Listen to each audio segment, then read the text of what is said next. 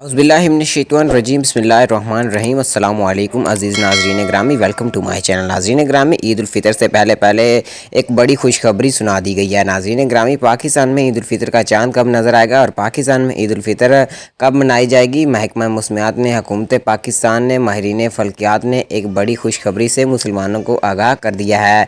जी हाँ नाज़रीन ग्रामी, आज की इस वीडियो में हम आपको कन्फर्म डेट बताने जा रहे हैं। इस वीडियो को आखिर तक लाजमी देखिएगा, वीडियो को लाइक कीजिएगा और चैनल को लाजमी सब्सक्राइब कीजिएगा। नाज़रीन ग्रामी, आपको बताता चलूँ कि पाकिस्तान में इस साल 30 रोज़े मुकम्मल होने के बाद ईद उल फितर का जो चांद है वो 2 मई को नज़र आएगा, जबकि मजमूई तौर पर पाकिस्तान में ईद उल फितर जो है वो 3 मई को मनाई जाएगी। नाज़रीन ग्रामी, ये ताज़ा तरीन रिपोर्ट है जो हम आपको बता रहे हैं हुकूमत पाकिस्तान की जानिब से और महकमा मौसमियात की जानिब से। ये कहा गया है कि पाकिस्तान में ईद उल फितर 3 मई को मनाई जाएगी, जबकि पाकिस्तान में ईद उल फितर का जो चांद है वो 2 मई को नज़र आएगा।